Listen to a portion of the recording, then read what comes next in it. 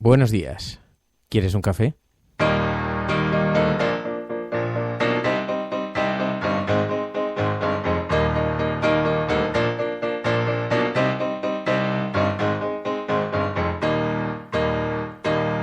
We were sailing on waves of silver. There were echoes in the wind. When we raised our sails to capture them, the ship was lifted up and then it was sank. Oh, oh, oh, oh.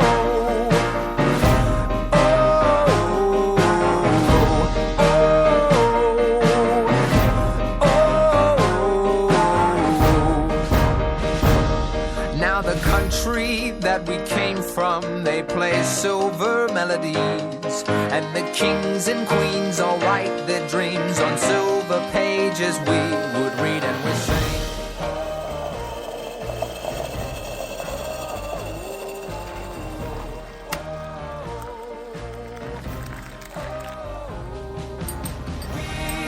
We will cross any water, and if we find there's a song that's getting stronger. La cafetera de radiocable.com con Fernando Berlín.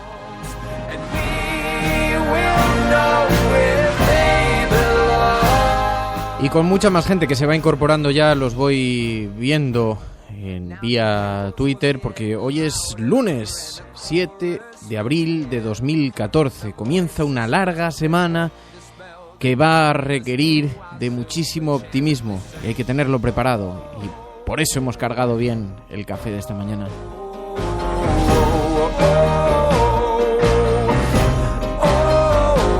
Muy buenos días a todos, muchísimas gracias. Buenos días a los que os incorporáis vía internet, vía Infolibre, también los que se incorporan en Toledo por la FM y en fin, a todas aquellas personas que se van añadiendo a este gran equipo de la cafetera. Veo ya quiénes van a ser nuestros tertulianos de esta mañana. Vía Twitter, José Manuel Martínez dice: Rajoy hace la campaña a las europeas como si fuera el candidato. Buenos días, José Manuel. Hardy Yusbul, menudo tiarro, buenos días. Dice: buenos días y bien hallado. Nacho SR dice: buenos días y calurosos días por el sur. Buenos días, Nacho. Caque Rodríguez también se incorpora. Mariluz Rico Palma. En fin, juntos atravesaremos desiertos, cruzaremos océanos y escalaremos montañas.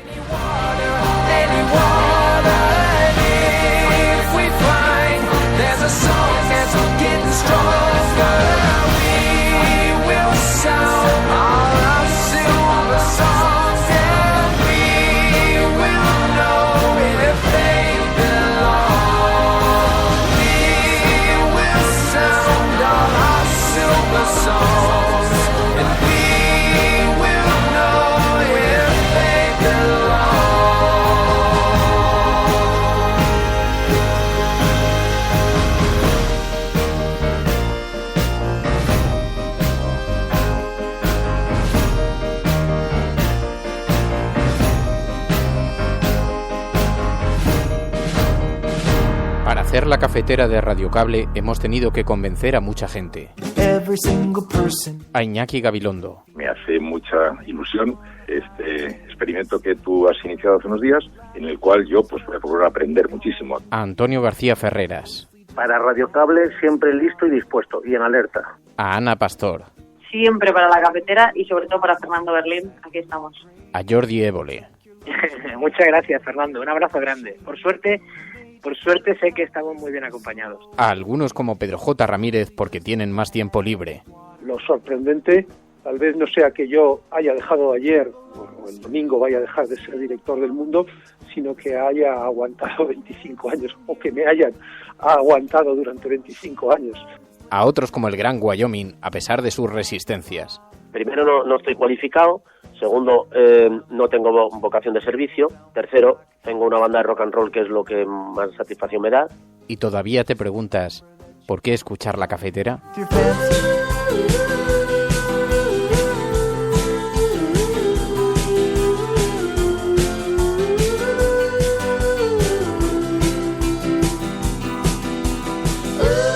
Antonio Alba dice que hoy es su cumpleaños.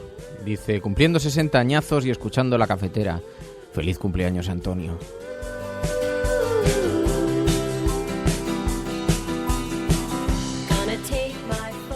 Bueno, y como decía, se van incorporando muchos analistas vía Twitter. Ya sabes que si escuchas el programa en directo puedes participar vía Twitter con tu posición de analista tertuliano a través de Internet, y si no, en todo caso lo puedes escuchar después en diferido vía podcast o por FM a través de aquellas emisoras que lo distribuyen, aquellas emisoras vecinales y libres que distribuyen este programa, que lo redifunden.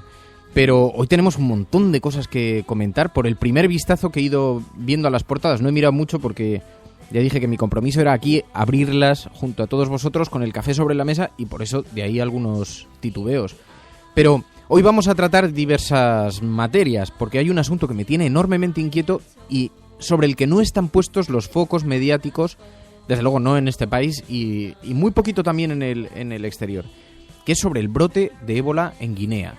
Hablaremos con Médicos Sin Fronteras en Guinea-Conakry, porque este es un asunto que hay que mirar con enorme interés por la enorme transformación en los transportes que está viviendo el mundo. Hasta hace no mucho tiempo, un brote de ébola en un país africano suponía un problema de una enorme dimensión humana, pero inquietaba poquito al resto del planeta. Pero con la gran interconexión que hay ahora entre aviones, la gran movilidad que hay, la gran circulación de personas, un brote de ébola es ya no solamente un problema de enorme dimensión humana, sino que es un problema al que hay que prestar una gran atención. Y hay un ciudadano español, hay un enviado a desafiar al ébola, y hablaremos con él, le llamaremos allí a Guinea-Conakry. Honestamente hay que ser no solamente muy generoso, sino enormemente valiente para marcharse a atravesar el mundo y marcharse a dar alivio, a ayudar a proteger, a ayudar a cuidar, a ayudar a curar a gente que está sufriendo una enfermedad tan terrible como la del ébola. Y tendremos la oportunidad de hablar con ese español que mira a los ojos de el virus y ha decidido, en fin, dedicar su vida a los demás, y en una situación tan importante como esta, ¿no? Pero en todo caso, vamos a abrir las portadas de los periódicos.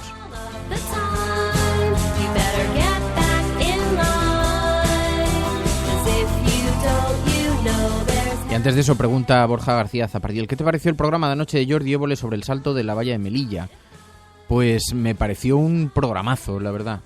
Yo soy bastante fan de los programas de Évole, pero lo que más me interesó es que no solamente puso el foco sobre el problema de la inmigración, sino sobre el efecto que está teniendo la imagen que se nos ofrece a través de los medios de comunicación en los ciudadanos europeos, ¿no? Y especialmente el sur de Europa, en los ciudadanos de este país. Es decir, la forma en que se nos está produciendo un miedo casi artificial, y creo que lo transmitió muy bien Jordi Évole ayer en el programa. Me gustó mucho, la verdad.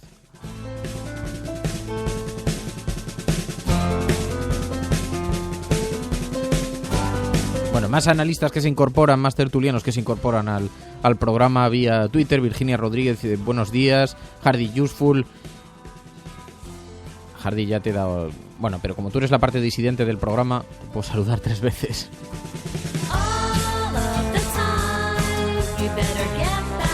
Vamos a titubear un poco entonces y abrimos las portadas de los periódicos. Hoy comenzamos por los digitales, porque hemos decidido que los impresos últimamente, como vienen cargados, no vienen más cargados de otra cosa que de información. Empezamos siempre por los digitales y abrimos la portada de Infolibre, que estoy viendo que lleva el asunto catalán. Y es que el tiempo va pasando y se va acercando el debate. Ya sabéis que además esta semana se trasladará al Congreso. Y dice: el gobierno asume que el debate sobre la consulta en Cataluña no frenará a Artur Mas. Dice: el gobierno lleva semanas trabajando su respuesta a la Generalitat. Este martes el no del Congreso a la consulta será sonoro, dice Infolibre. Pero en el equipo de Rajoy parece ser que desconfían de que vaya a tener efecto alguno sobre Artur Mas, y entonces dice Infolibre que se están preparando para fases más complejas en las que van a seguir mostrándose dispuestos a hablar con Artur Mas de financiación, pero sin referéndum de por medio. De todas formas, yo digo, y necesitábamos esto ¿cómo es la frase? Para este viaje estas alforjas. Eso, ¿cómo hemos podido llegar hasta este momento para hablar ahora de financiación? ¿No nos podríamos haber ahorrado todo este camino si el gobierno hubiera planteado ese escenario hace meses?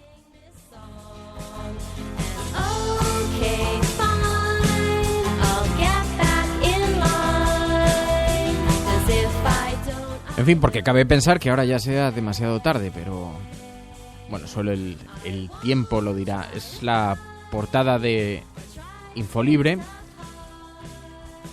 que por cierto lleva también una petición ciudadana para desclasificar los documentos secretos del 23F, porque si algo ha reabierto el libro de Pilar Urbano ha sido el debate sobre cuál es la información que sigue clasificada todavía en torno al golpe de estado del 23F. Y lleva una iniciativa de transparencia, actúa para que se desclasifiquen, que pueden firmar los ciudadanos.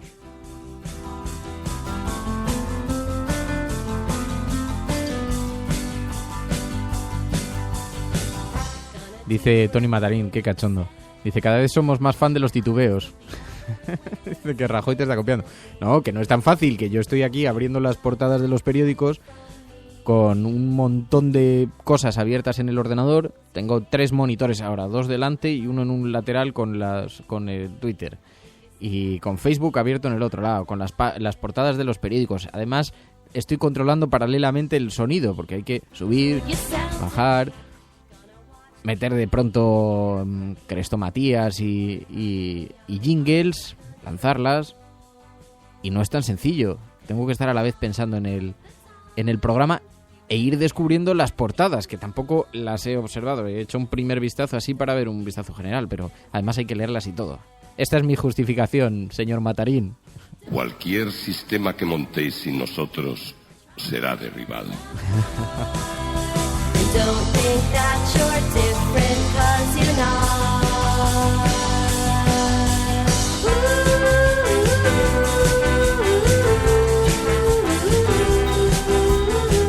Dice Borja García Zapariel, dice, por cierto, vergonzosa la actuación de Alfonso Rojo en Sexta Noche llamando gordita a Ada Colau.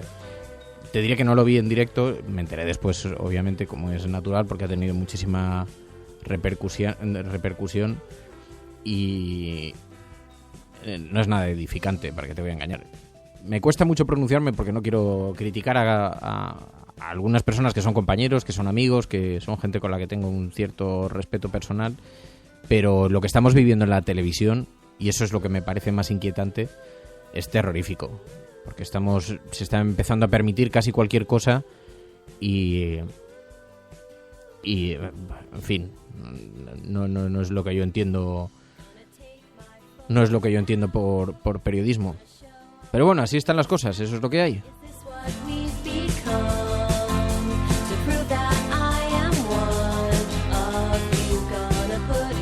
Dice Moisés, buenos días. Dice, ¿no serás tú el candidato tapado del PP? En este momento, Moisés, puede ser cualquiera.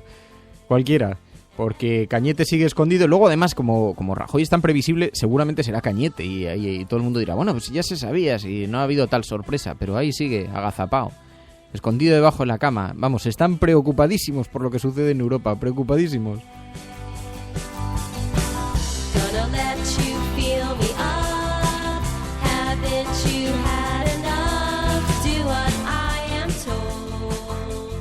Dice Caque Rodríguez que dice, soy una mujer fuerte y anoche lloraba viendo la deshumanización y el sufrimiento que nos mostró Jordi Évole. Y es que es verdad que el programa fue verdaderamente impactante, ¿no? Y cuando les ponemos ya rostro, nombres a la gente que está sufriendo los avatares de la inmigración, es que se te cae el alma a los pies. Bueno, vamos a seguir abriendo portadas de periódicos para que no se nos eche el tiempo encima. El diario.es digital. Asuntos Internos ha interrogado al menos 4 veces a los policías del caso Bárcenas. Dice el diario.es que los investigadores fueron citados cuando saltó la noticia de que el PP siguió pagando al extesorero hasta diciembre de 2012 y que Cosidó niega que los policías fueran interrogados por el informe de Ana Mato.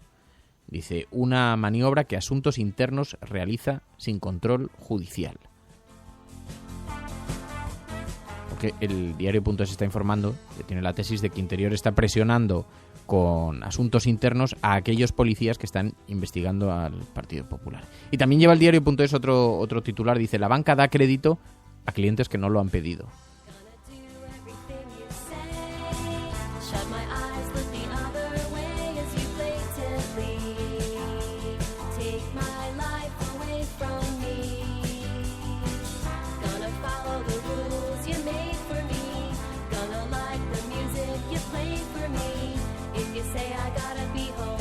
Bueno, esto en lo que a la prensa digital y al diario.es respecta. Y las portadas de los periódicos impresos, la portada del kiosco, dice: hoy viene muy copada. Esto es un fenómeno que ya lo hablamos la semana pasada.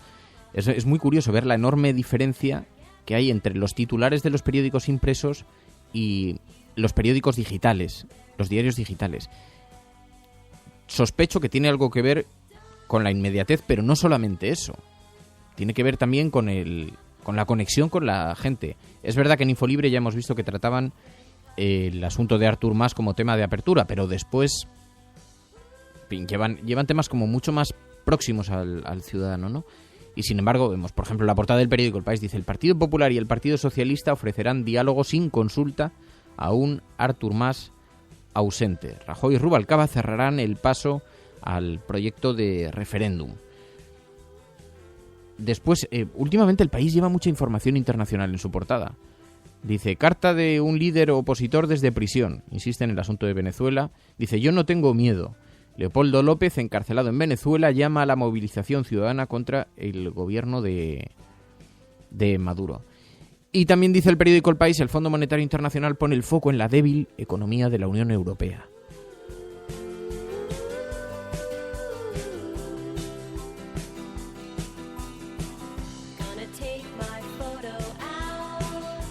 Show I'm a real good scout. Is this what we've become? To prove that I am one of you, gonna put my fingertip in the ink so when I sin you will know it, and everybody else. And all of the time you better get back in line, 'cause if you don't, es que abro la portada de la ABC y plaf, golpea en el rostro.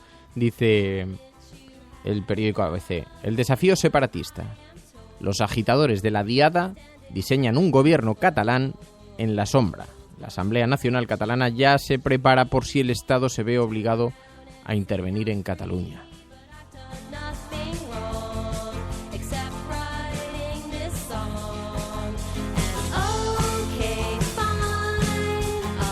Bueno, os voy a contar. A mí esta es una de las cosas que me parecen más alucinantes porque hay varios aspectos, ¿no? Sobre Cataluña. Para empezar, parece haber pillado por sorpresa a la política. Y esto me resulta absolutamente fascinante porque que se iba a producir una consulta era algo no previsible. Es que estaba en todas las comidas, con cualquier ocasión que tenías la oportunidad de relacionarte con alguien que perteneciera al ámbito político o empresarial catalán, desde hacía, pero muchos meses antes de que se conociera, muchos meses. Tanto es así que recuerdo perfectamente en el último programa al que asistí de los desayunos de Televisión Española con Ana Pastor, que entrevistamos a Margallo. Esto fue un mes de junio. En aquella entrevista, la pregunta que yo le hice a Margallo fue precisamente si pensaba que en Cataluña se podía producir una consulta.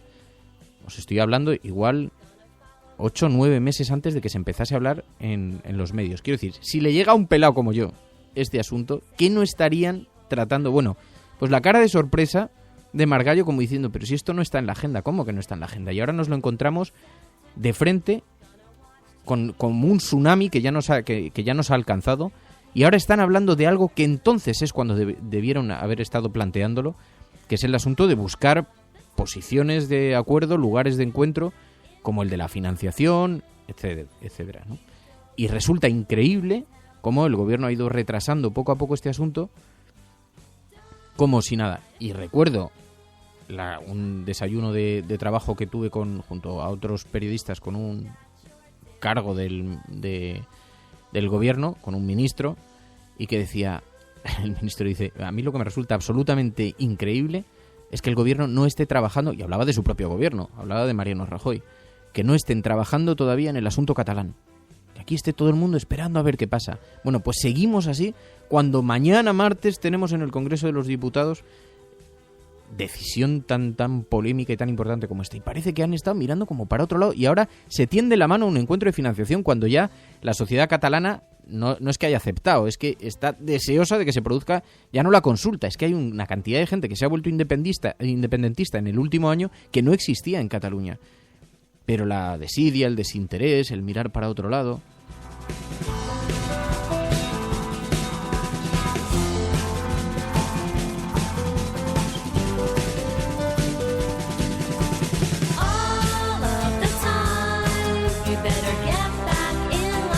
Dice el periódico El Mundo, dice, una solución seria, responsable y ante todo patriótica. Calvo Sotelo. Dice, los papeles secretos de Suárez sobre su dimisión como presidente del gobierno.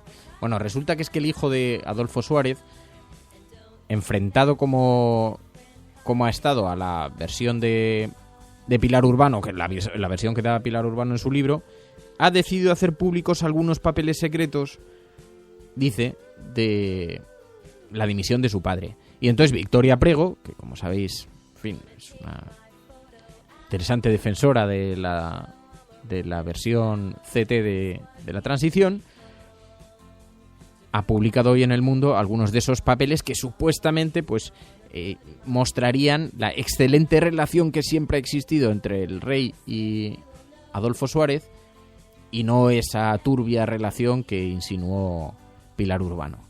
Y lo publica a 5 columnas hoy el periódico El Mundo con algunas de esas notas manuscritas. Y dice también el periódico El Mundo, dice, habría que desdramatizar la reforma constitucional. El presidente del Tribunal Constitucional, Pérez de los Cabos, cree que deben ser los políticos los que valoren esta medida. Y Artur Mas dice, dirán no a una ley, pero no van a poder parar la voluntad del pueblo de Cataluña. Y eso, ofenda a quien ofenda, suene como suena, es que tiene toda la razón. Es que el problema es que la voluntad ya está siendo expresada.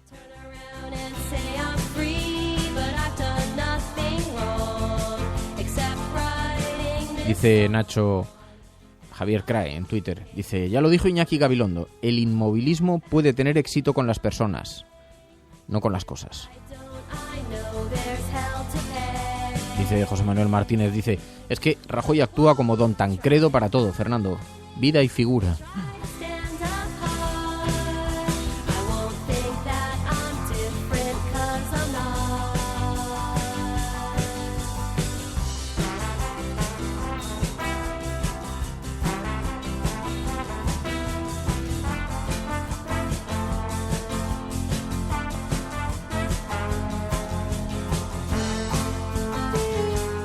Hola.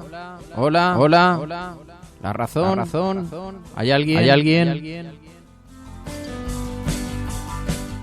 Los reyes se reunirán con el Papa Francisco el día 28. Ese es el tema que lleva el periódico La Razón.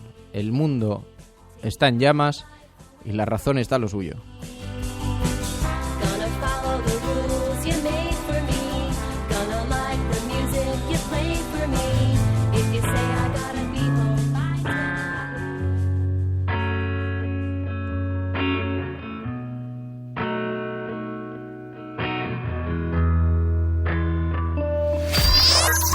Radiocable.com. Luis Encinas es enfermero y responsable regional de Médicos Sin Fronteras para Zimbabue, Mali, Níger, Guinea. Un hombre que con enormes riesgos está mirando a los ojos del ébola, tratando de acotar su extensión y de paliar el sufrimiento de quienes están siendo contagiados. Luis Encinas, Guinea Conakry, buenos días. Buenos días. Luis, un brote de ébola de importantes dimensiones, eso es lo que nos llega aquí, pero ¿qué es exactamente lo que está ocurriendo? Es un brote, digamos, difundido, diseminado en varios puntos del país, e incluso ahora desbordando hacia países cercanos como Liberia, como Sierra Leona. Un brote de este virus conocido como ébola, uno de los más mortíferos, y está arrastrando con una cepa muy peculiar que se llama el Zaire, y es mortal casi, puede llegar hasta el 90% de mortalidad, lo cual también esto crea un miedo, digamos una angustia tanto para la población comunitaria, digamos, pero también con las personas a nivel de la sanidad, ¿no? Y esto creo que también es un punto importante porque por ejemplo en Conakry, de 19 personas, 9 de ellas, de 19 personas que digamos han tenido el ébola o están afectados, 9 son enfermeros o médicos, y deja un tramo porque también el paciente, la persona ya no está perdida porque no sabe hacia dónde ir, pero además sus mecanismos habituales que eran de ir al médico o al enfermero que conocían, también ahora pone un nivel de miedo aún superior. Y Luis, ¿sabrías decirnos qué dimensión tiene este brote? ¿De qué envergadura es? Porque parece que es de una dimensión extraordinaria, pero ¿ha habido alguna vez algo parecido? Sí, hubo varios brotes anteriormente con cifras finales todavía por arriba. Digamos, ciertos brotes que llegaban hasta 400 pacientes. Aquí el punto preocupante es que todavía estamos al inicio del brote y es también que está tocando países diferentes, países con lenguas y modos de funcionar diferentes, y esto va a necesitar también una coordinación regional, que esto ya es complicado a nivel nacional, pero a nivel regional lo es aún más. He visto los trajes que tenéis que llevar para protegeros vosotros cuando estáis atendiendo pacientes. Descríbenos en qué consiste tu trabajo, cómo es el día a día, cómo es el sitio, cómo es la gente. El sitio depende también un poco, digamos que hay 3 puntos importantes. El número 1 es el hospital, zona de aislamiento donde vienen los pacientes confirmados o sospechosos, alto nivel de riesgo de contagio, ya que estamos con personas declaradas positivas. El segundo punto es el entierro o, digamos, la manipulación de el aseo funerario con la persona recién fallecida, y ahí también es un alto nivel de riesgo. Y el tercer punto es digamos el rastreo, el seguimiento de los casos que han tenido un contacto con un paciente ébola positivo y que a un momento dado pueden pasar del hecho de ser asintomático, de no tener síntomas, a ser sintomático. Y entonces ahí sí que es otro nivel también de exposición, pero quizás un poquito menos, ¿no? Y según el lugar que estoy, pues la protección tiene que ser de leve cuando no hay ningún tipo de riesgo, a mediano cuando el riesgo aumenta, a muy muy elevado cuando estamos ya frente a pacientes que han desarrollado este tipo de enfermedad y que tienen presentes un alto nivel de contagio. Luis, ¿tenéis miedo? Yo creo que sí. Yo diría que es un miedo necesario, un miedo que te mantiene alerta y que te mantiene con los ojos muy abiertos, ¿no? Y es un miedo mezclado con un cierto estrés que también te permite como ya me había comentado, la cabeza bien puesta en el tema de los hombros y mantenerse siempre con el sentido común, ¿no? Decía, hasta qué nivel hay que bajar un poco la guardia cuando estamos hablando con gente en el mercado y que ahí no hay ningún riesgo, porque tampoco no hay que pasar su vida con este traje de astronauta desde las 6 de la mañana a las 10 de la noche. Descríbeme un poco cómo es el equipo de médicos en el que trabajas, con la gente que llega allí. ¿Cómo sois los médicos de Médicos Sin Fronteras que estáis trabajando allí? Bueno, pues como todos, somos los mismos. Lo que sí que es verdad es que aquí el equipo de Médicos Sin Fronteras no solamente se compone de médicos, se compone de médicos, de enfermeros, de logistas, de ingenieros de agua y saneamiento, porque tienen un papel muy fuerte al nivel de todo lo que es la decontaminación y la cloración del agua. Pues también hay administradores, financieros. Luis, y por último, vivimos en un mundo global con una altísima movilidad de los ciudadanos. ¿Puede realmente contenerse un virus de la viralidad que tiene este? Yo creo que a un momento dado, cuando pasa el hombre, debido a la mortalidad es bastante corto, pero debido a la alta transmisión y la fácil transmisión, sí que ahí se desarrolla muy rápido, ¿no? Pero cuando a un momento dado hay todas las acciones y todo, digamos, todas las actividades para romper el ciclo y para mantener eso, ahí se mueren los focos, incluso también en las ciudades. Yo pienso que después vuelve al nivel de la naturaleza, del murciélago, y entonces cada X tiempo viene, y es un poco también muy parecido al terremoto, ¿no? No se sabe cómo, cuándo, no se sabe explicar, pero afecta al hombre, y ahí es como la parte segunda de la expansión sobredimensionada e incontrolada.